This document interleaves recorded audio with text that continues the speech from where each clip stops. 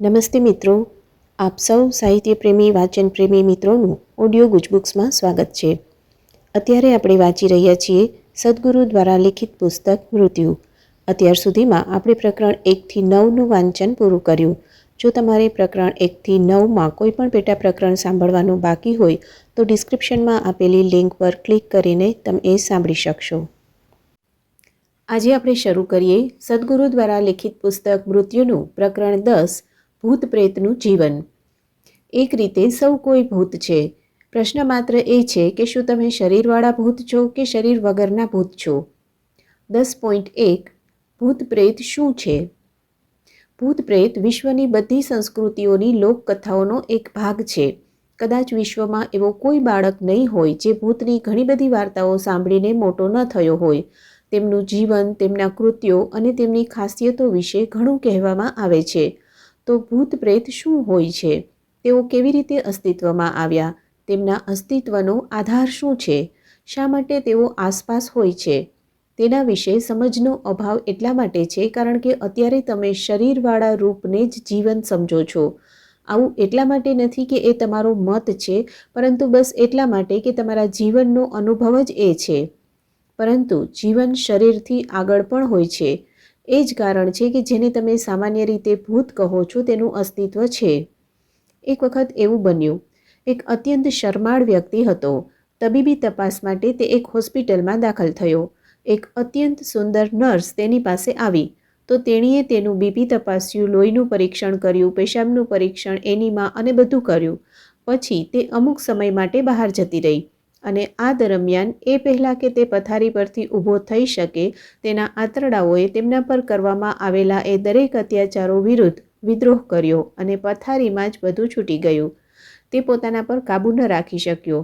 ખૂબ શરમાળ હોવાના લીધે તેને ઘણી શરમ આવી. તે નહોતો ઈચ્છતો કે તે સુંદર નર્સ એ ગંદકીને જુએ. જ્યારે તેણે નર્સના પગલાંનો અવાજ સાંભળ્યો તો તેણે બેડ પરની બધી ચાદરોનો વીંટો વાળીને 5મા માળની બારીમાંથી બહાર ફેંકી દીધો. નીચે એક વ્યક્તિ કોઈ પાર્ટીમાંથી ઘરે પાછો જઈ રહ્યો હતો. જુઓ, આ દુનિયા કેટલી અન્યાયી છે કે એક વ્યક્તિએ તીવ્ર ગતિથી ઘૂમતી આ ગોળ ધરતી પર સીધું ચાલવું પડે છે. ઘણી મહેનતથી તે સંતુલન બનાવીને રસ્તાના કિનારે ચાલી રહ્યો હતો અને તે ચાદર તેના ઉપર આવીને પડી અને તે ઢંકાઈ ગયો. તે બરાડ્યો અને એ ચાદર સાથે સંઘર્ષ કરવા લાગ્યો. ચાદરને હટાવવામાં તેને અમુક મિનિટોનો સમય લાગી ગયો. ત્યાં સુધીમાં એક સુરક્ષાકર્મી દોડતો ત્યાં આવ્યો અને પૂછ્યું કે આ ઉત્પાત શેનો છે? તે વ્યક્તિ આશ્ચર્યચકિત થઈને નીચે પડેલી ચાદર તરફ જોઈ રહ્યો હતો. તેણે કહ્યું, લાગે છે કે મેં કોઈ ભૂતને મારી મારીને ઝાડા કરાવી દીધા છે. ભૂત પ્રેત હકીકતમાં છે શું? દરેક જીવ સમય, સ્મૃતિ અને ઉર્જાનું સંયોજન છે.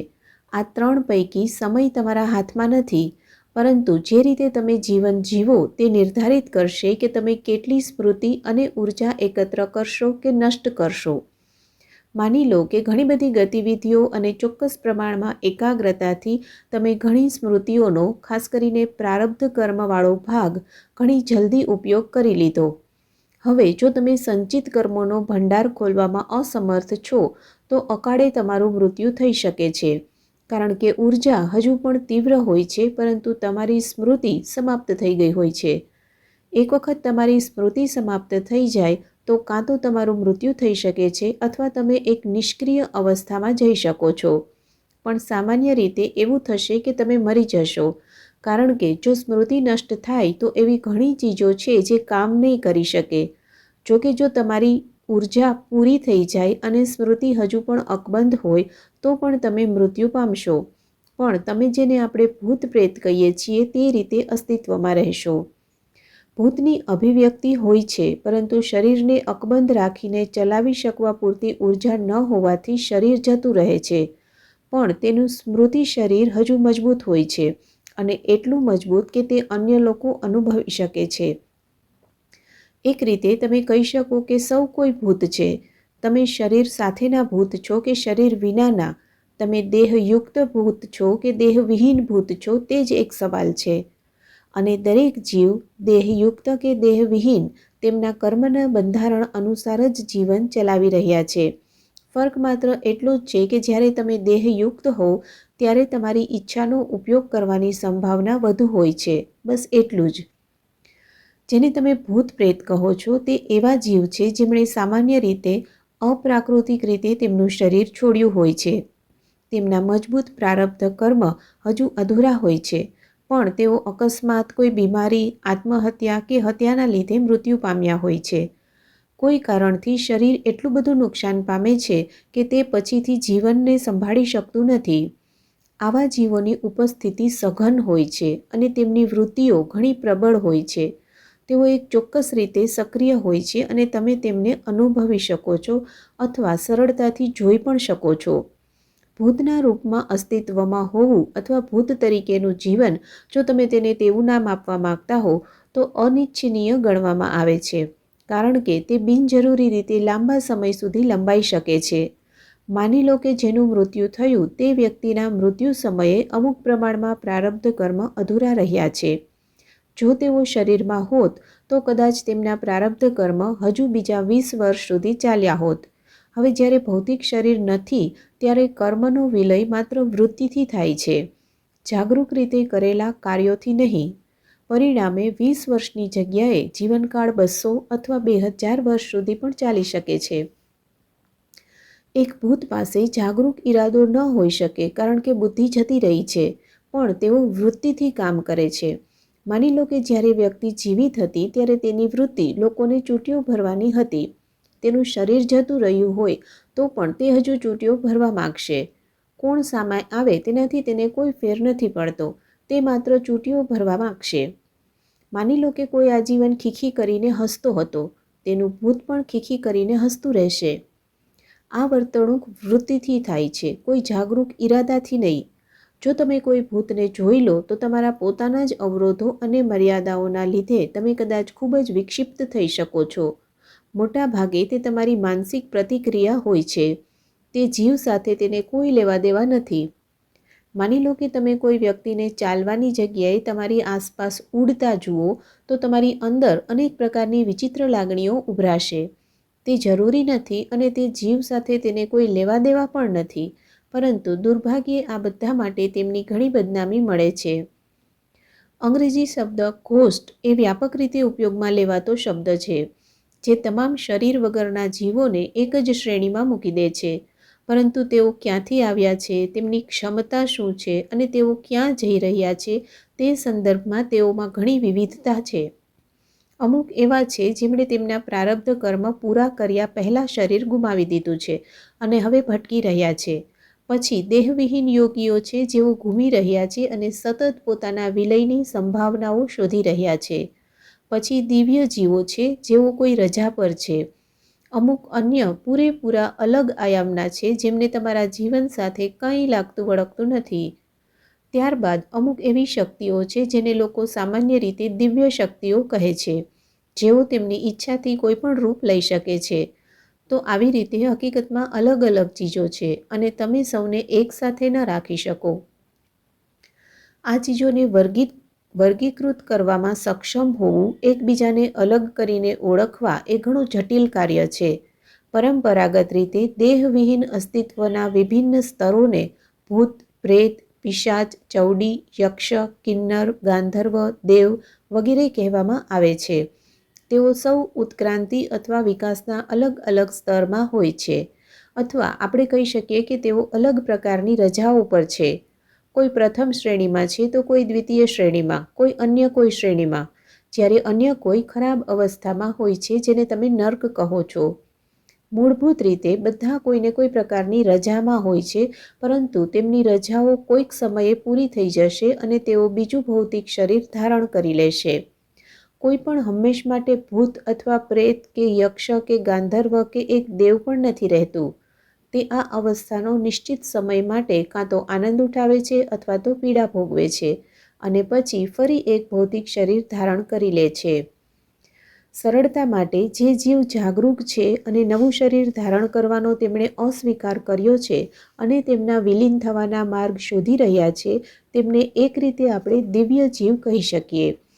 તેમની પાસે હજુ પણ થોડો વિકલ્પ અને વિવેક છે, કારણ કે એક ચોક્કસ પ્રમાણમાં જાગૃતતા સાથે તેઓ જીવ્યા અને મૃત્યુ પામ્યા છે. અન્ય દેહવિહીન જીવો માત્ર વિવશતામાં કાર્ય કરી રહ્યા છે, બિલકુલ તમારી જેમ. આ તે જીવો છે જેમની સાથે તમારો સંપર્ક થવાની સૌથી વધુ સંભાવના રહે છે. તેને વધુ સરળ બનાવવા માટે આપણે ફરી તેમને તીવ્ર, મધ્યમ અને નમ્ર પ્રકારના વર્ગીકૃત કરી શકીએ છીએ. જેઓ તીવ્ર છે તેમની એક વધુ સક્રિય ઉપસ્થિતિ હશે અને લોકો કદાચ તેમનો અનુભવ કરી શકે છે. તેમની એક આકૃતિ અથવા રૂપ પણ હોઈ શકે છે જે ઓછામાં ઓછું અન્ય લોકોના અનુભવમાં લગભગ ભૌતિક હોય છે. મધ્યમ પ્રકારના આવા નથી હોતા, પરંતુ તેઓ લોકો સાથે અમુક ચીજો ઘટિત થવાનું કારણ બની શકે છે. જો તમે તીવ્ર પ્રકારના જીવ સાથે સીધો સંપર્ક કરો છો તો નિશ્ચિતપણે વિચિત્ર ચીજો ઘટિત થશે. તેમની વૃત્તિઓ ઘણી તીવ્ર હશે, તેથી તેઓ એક ખાસ પ્રકારે વ્યવહાર કરશે. તે એક અત્યંત તીવ્ર પ્રતિક્રિયા હશે. અમુક તીવ્ર જીવ શાંત હોઈ શકે છે, પરંતુ સામાન્ય રીતે તેઓ કોઈને કોઈ પ્રકારે વિવશ હોય છે. જો તમે મધ્યમ જીવોને મળો તો અજાણતા જ લોકો અમુક મુશ્કેલીઓમાંથી પસાર થશે, જેમ કે કોઈને તાવ આવી શકે છે અથવા કારણ વિના જ કોઈક અશાંત બની શકે છે. એવું નથી કે કોઈ ભૂતપ્રેત તમારા માથે બેઠું છે. તે ઉર્જાએ તમારી પ્રણાલીને અસ્તવ્યસ્ત કરી હોય તેવું બને, કારણ કે તેઓ એક રીતે દરેક જગ્યાએ છે. તેમાંથી ઘણા કદાચ એટલા તીવ્ર નથી હોતા કે એક અલગ રૂપ કાયમ રાખી શકે, પરંતુ તેઓ ઉપસ્થિત હોય છે. નમ્ર જીવોનો તમારી પ્રણાલી પર લગભગ કોઈ પ્રભાવ નથી પડતો, સિવાય કે તમે તેમના પ્રત્યે અતિ સંવેદનશીલ હોવ, જે અમુક લોકો હોય છે. આ કારણે જ બધી ક્લેશનાશન પ્રક્રિયાઓ કરવામાં આવે છે, જેથી આ પ્રકારના બધા પ્રભાવોને દૂર કરી શકાય. અહીં સમસ્યા એ છે કે એ કેવી રીતે નક્કી કરવું કે વાસ્તવિક શું છે અને શું માત્ર એક માનસિક ઘટના છે. આ એક ગંભીર પડકાર છે, કારણ કે દરેક મૂર્ખ વિચારે છે કે તેણે ભૂતને જોયું છે અથવા કોઈ પ્રેત તેમના પર કબજો કરીને બેઠું છે. તેને પૂરી રીતે નકારવું મૂર્ખામી થશે. જોકે આ જીવ ઈરાદો રાખવામાં સક્ષમ નથી હોતા, પરંતુ વિવશતાને લીધે તેઓ કંઈક કરી શકે છે અને તેમનામાં પોતાની આનુવંશિક સ્મૃતિ શોધવાની વૃત્તિ હોય છે. ક્યાંક બીજે તેમને કદાચ સહજ ન લાગે. તેઓ તેમની પોતાની આનુવંશિક સ્મૃતિને શોધવા માંગે છે. તેથી આ સ્મૃતિઓ જ્યાં હોય ત્યાં તેવા સ્થળોએ તેઓ કદાચ ભટકતા રહે છે. પણ શું તેમનો ઈરાદો તમને નુકસાન પહોંચાડવાનો છે? બિલકુલ નહીં. આ જીવોની એ રીતે મનુષ્યો સાથે મેળ મિલાપ કરવાની કોઈ વૃત્તિ હોતી નથી. તેમની પાસે તે પસંદ કરવાની ભેદકારી બુદ્ધિ હોતી નથી કે હું આ વ્યક્તિ કે તે વ્યક્તિ સાથે સંપર્ક કરવા માંગુ છું. આવું માત્ર તમારી પોતાની માનસિક પ્રક્રિયાથી થાય છે. મને લાગે છે કે આ આખી સમસ્યા એટલા માટે છે કારણ કે લોકો અનુમાન લગાવતા રહે છે કે આ પ્રેત તમારી રાહ જોઈ રહ્યા છે અને તેઓ તમારા પર ઝપટી પડશે અથવા કોઈને કોઈ રીતે તમને નુકસાન પહોંચાડશે. આવું એ લોકોએ ઉપજાવ્યું છે જેઓ તેમાંથી ફાયદો ઉઠાવવા માંગે છે. તમે તેમને ધંધાદારી ભૂત કહી શકો છો. આ બધું એ ફિલ્મોના લીધે છે જેમાં દર્શાવવામાં આવે છે કે મરેલી વ્યક્તિ કોઈ વાદળ પર રાહ જુએ છે તમારી સાથે વાત કરવા માટે અથવા સાંભળવા માટે કે તમે શું કહી રહ્યા છો. આ બધી વાતોએ મનુષ્યના મન પર એટલો ગહન પ્રભાવ જમાવ્યો છે કે તેઓ વાસ્તવિકતા અને તેમના મનમાં નિર્મિત કરેલી બાબત વચ્ચે ભેદ નથી કરી શકતા. લોકોની માનસિક વાસ્તવિકતાઓ તેમના માટે એટલી સાચી છે કે તેમને લાગે છે કે એ જ સત્ય છે. આ ચીજોના લીધે તમે જે ભૂત પ્રેતની વાર્તાઓ સાંભળી છે તેને ઘણી લોકપ્રિયતા મળી છે. અમેરિકાના મૂળ નિવાસીઓ મૃતકોને રાખવાના સ્થળો માટે કડક નિયમ રાખતા હતા. એક વખત તેઓ મૃતકો માટે સ્થાન બનાવી લે જ્યાં તેઓ પક્ષીઓ માટે અથવા તો અન્ય કોઈ કારણથી તેને છોડી દેતા તો ત્યાં કોઈ પ્રવેશ નહોતું કરતું. તેનું એક કારણ તમારી પોતાની સુરક્ષા છે. બીજું કારણ એ છે કે તમે તેમને પજવવા નથી માંગતા. તેઓ આરામદાયક અવસ્થામાં રહીને તેમનો સમય પૂરો કરે તેવું તમે ઈચ્છો છો. આ જ કારણ છે કે પરંપરાગત રીતે સ્મશાનભૂમિ અથવા કબ્રસ્તાન માનવ વસાહતથી બહાર હોય છે. મૃતકોને થોડી જગ્યા દેવી જોઈએ. આ ઘણી બુદ્ધિમત્તાનું કામ છે. હવે લોકો પૂછે છે કે શું બધા દેહવિહીન જીવો મનુષ્યમાંથી આવ્યા છે કે કોઈ મનુષ્ય સિવાયના દેહવિહીન જીવો પણ હોય છે? આમ તો માનવ સિવાયના દેહવિહીન જીવ જેવી કોઈ ચીજ હોતી નથી.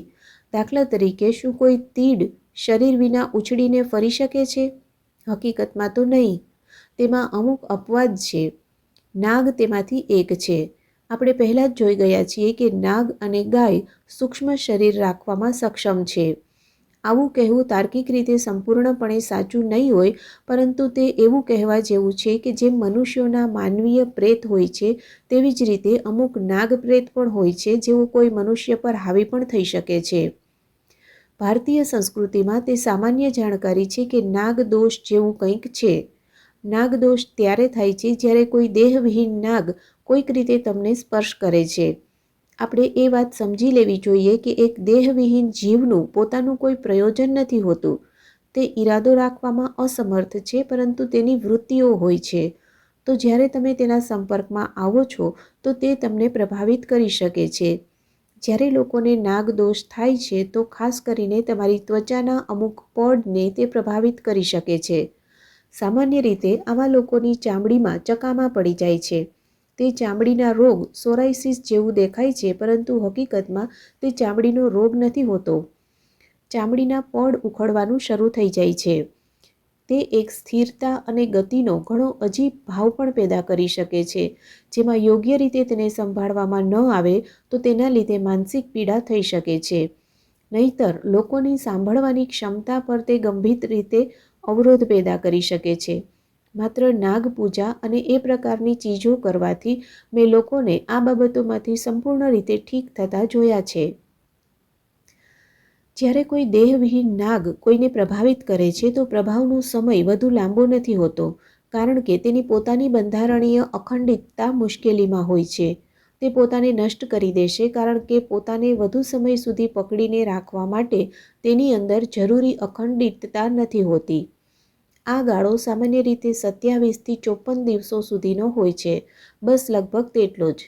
પણ નાગ દોષ આ પ્રભાવથી થનારી બીમારી લાંબા સમય સુધી રહી શકે છે. આવું ત્યારે થાય છે જ્યારે તેણે નકારાત્મક રીતે તમને પ્રભાવિત કર્યા હોય. તે તમને સકારાત્મક રીતે પણ પ્રભાવિત કરી શકે છે. જો સકારાત્મક રીતે તે તમને પ્રભાવિત કરે, તો તમને જણાશે કે તમારી કરોડરજ્જુની મજબૂતી, તેની કાર્ય કરવાની પદ્ધતિ અને તમારો બોધ ઉન્નત થઈ જશે. આનું કારણ એ છે કે આ દેહવિહીન નાગ તેની મૃત્યુના થોડા સમય સુધી યથાવત રહે છે. ભારતમાં જો લોકો કોઈ મૃત નાગને જુએ, તો તેઓ તેના વ્યવસ્થિત અંતિમ સંસ્કાર કરે છે. નાગ અને તેમના પ્રભાવોની વાત કરીએ તો મેં તેમના સકારાત્મક અને નકારાત્મક બંને પ્રકારના પ્રભાવોનો અનુભવ કર્યો છે. એક વખત તેણે મને મારી જ નાખ્યો હતો, પરંતુ એક વખત તેણે મારા જીવનને ઘણી બધી રીતે બનાવી દીધું હતું. ધ્યાનલિંગની પ્રાણ પ્રતિષ્ઠા બાદ મારું સ્વાસ્થ્ય ઘણું કથળી ગયું હતું. સ્વસ્થ થવા માટે અમે ઉર્જા સાથે સંકળાયેલી ઘણી પ્રક્રિયાઓ કરી, અને અમુક લોકોએ મને ફરી સ્વસ્થ કરવા પાછળ ખરેખર તેમનું જીવન સમર્પિત કરી દીધું. પરંતુ મારા શરીરના અમુક ભાગ, ખાસ કરીને નાભીની બિલકુલ નજીક મારો જમણો ભાગ શૂન્યાવકાશ જેવા થઈ ગયા હતા, અને તેનાથી સમસ્યા થઈ રહી હતી. ત્યાં ગાંઠો બનવા લાગી હતી.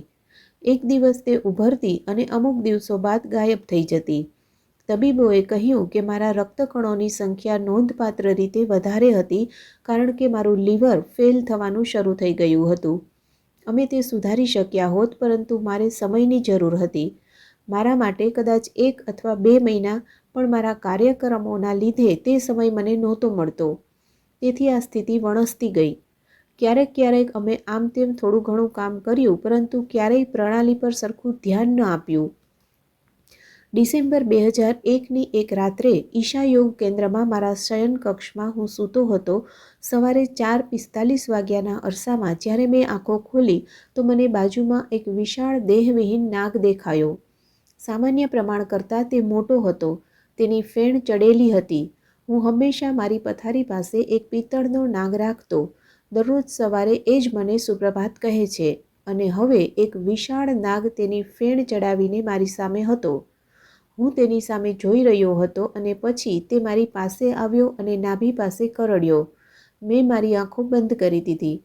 થોડા સમય માટે તે ત્યાં રહ્યો અને પછી જતો રહ્યો. ત્યારબાદ ક્યારેય તે દેખાયો નહીં. તે નાગના કરડવાથી મારા પેટ પર ઈજા થઈ ગઈ. સાપના 4 દાંતના નિશાન હતા, જેમાંથી લોહી નીકળતું હતું. અમુક લોકોને મેં તે દેખાડ્યા પણ ખરા.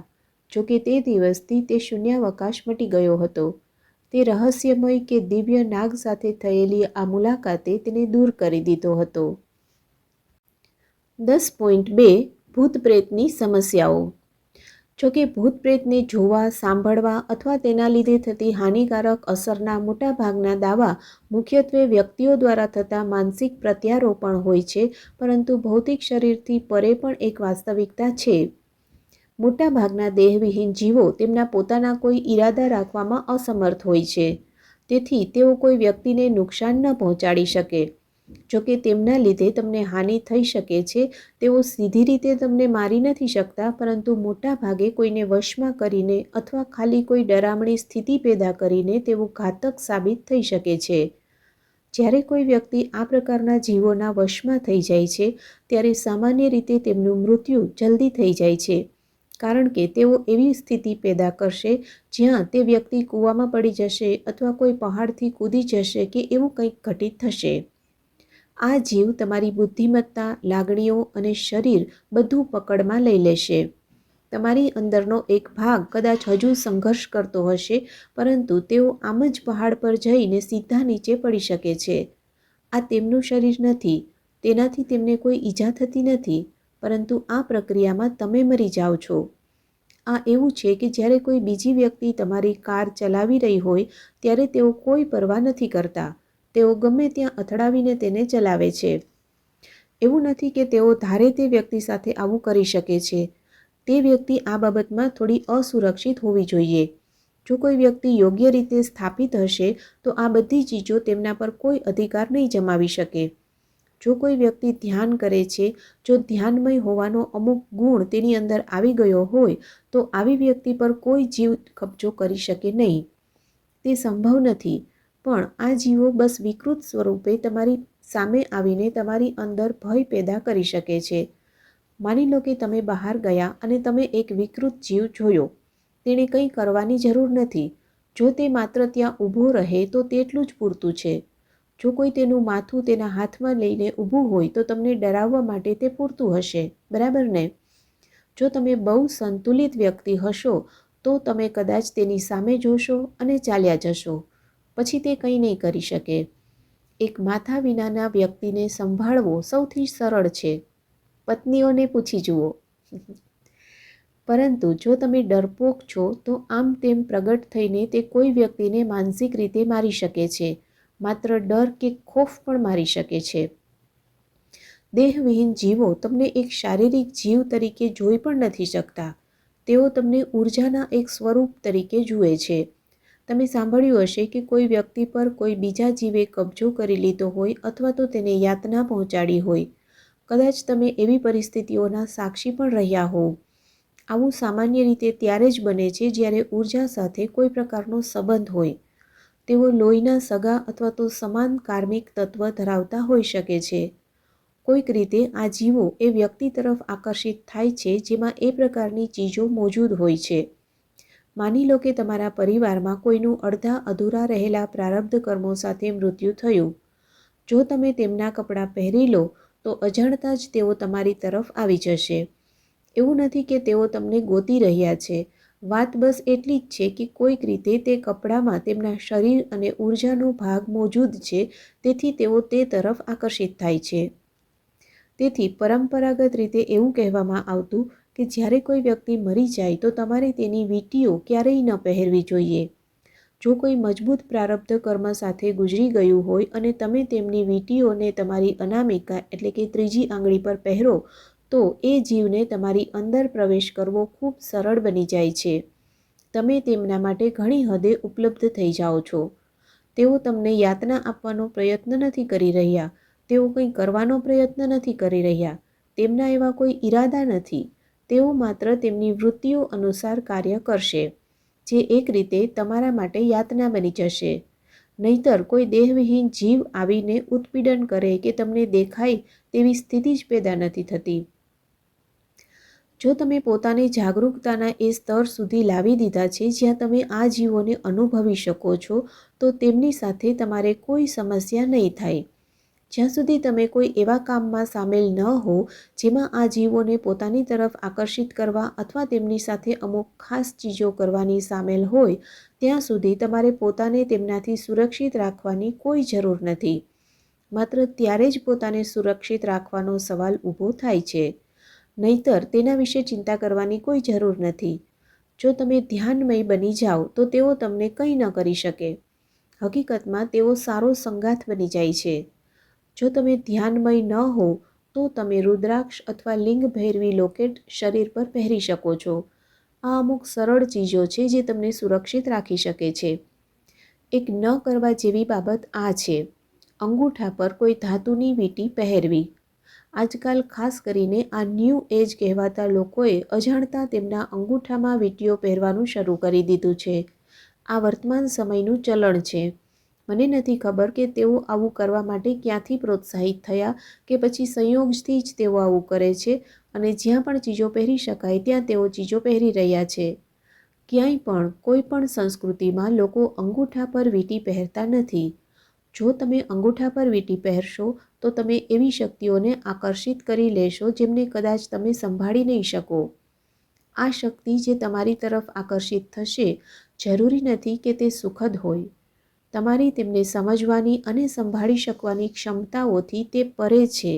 તેથી તેઓ આસાનીથી રોગ, દુર્ઘટનાઓ લાવી શકે છે અથવા તો વ્યક્તિના જીવનમાં ભારે પરેશાનીઓ પેદા કરી શકે છે.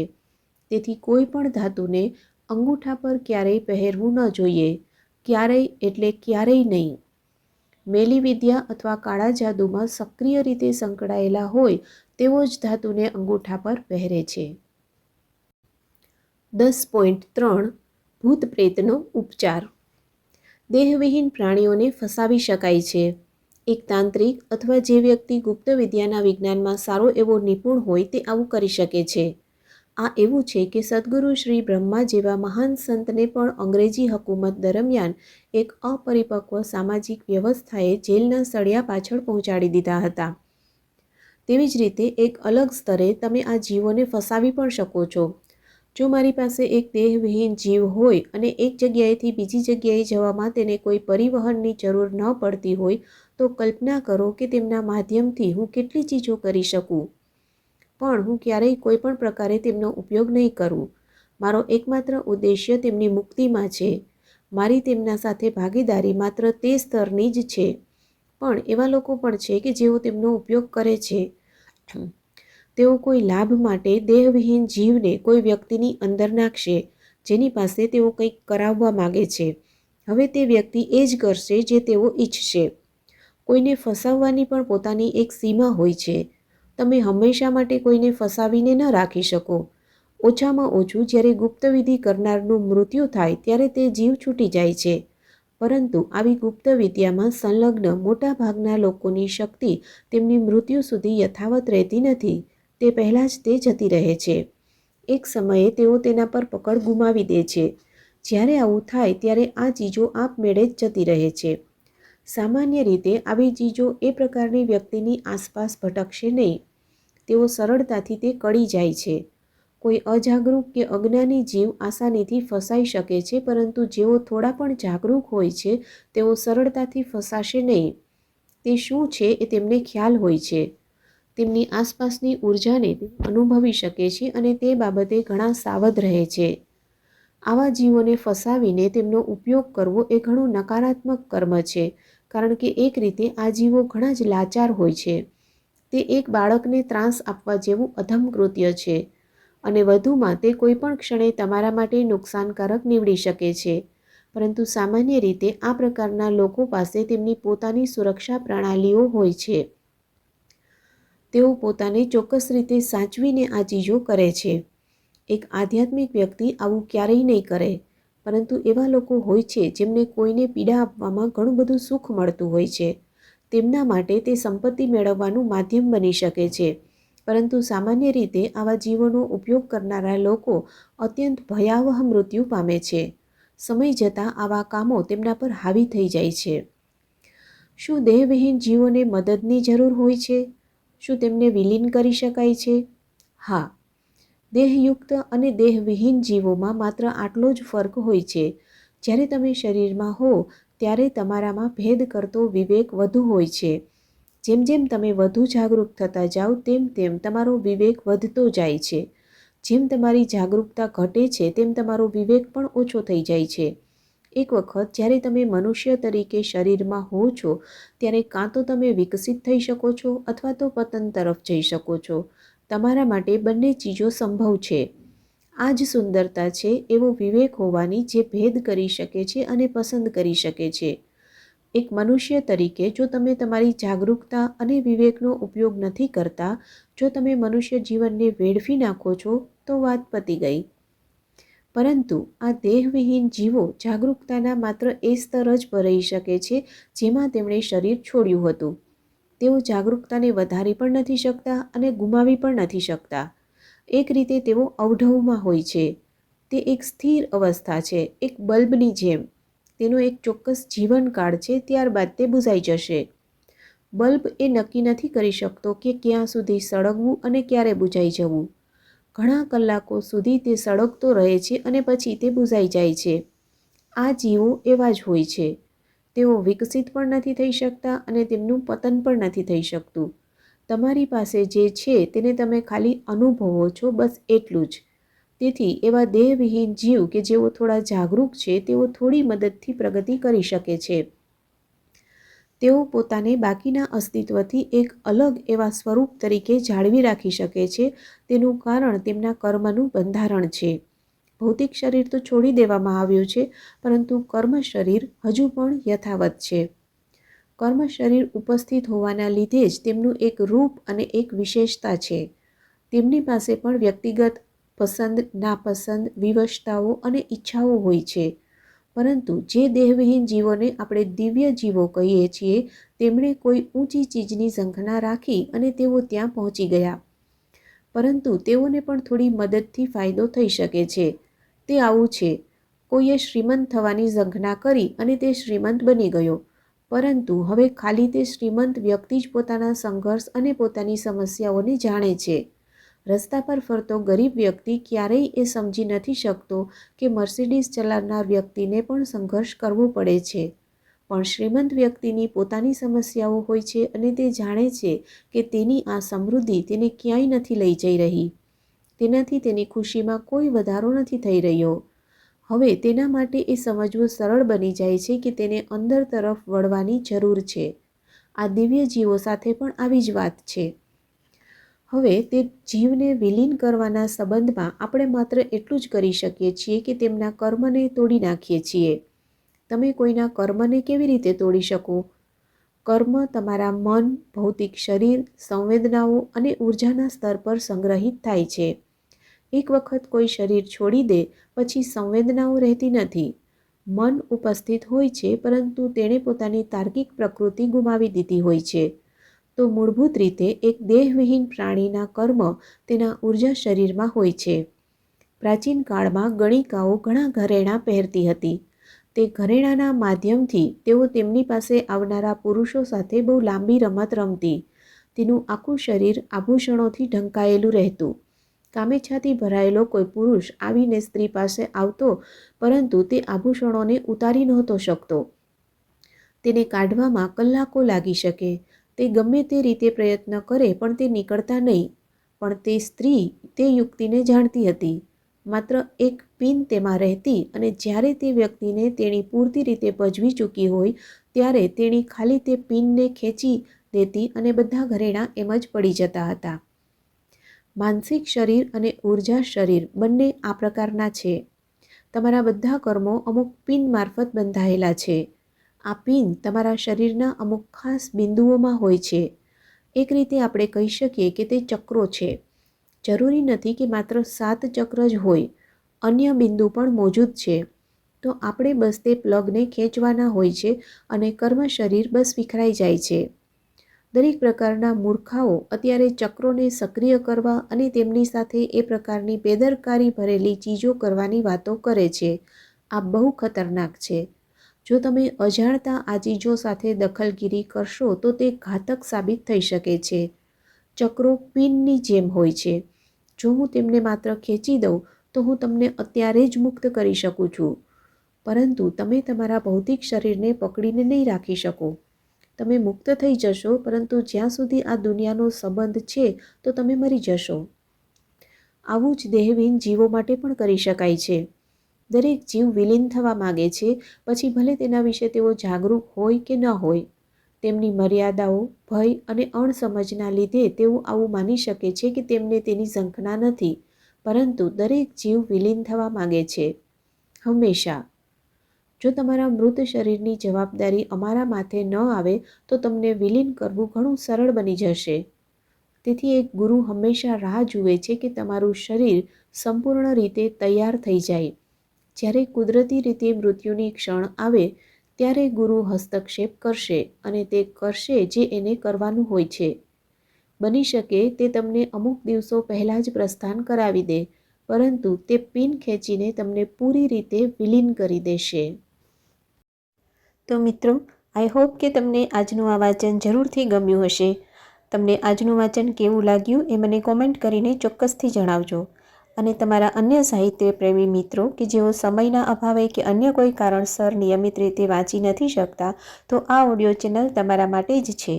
એવા મિત્રોને આ ઓડિયો વધુને વધુ શેર કરો. અને હા, આ આખું પુસ્તક સાંભળવા માટે ઓડિયો ગુજ બુક્સ ચેનલને અત્યારે જ સબસ્ક્રાઈબ કરી બેલ આઇકન પર ક્લિક કરો, જેથી એક પણ પ્રકરણ ચૂકી ન જવાય. ફરી મળીશું નવા પ્રકરણમાં. ધન્યવાદ.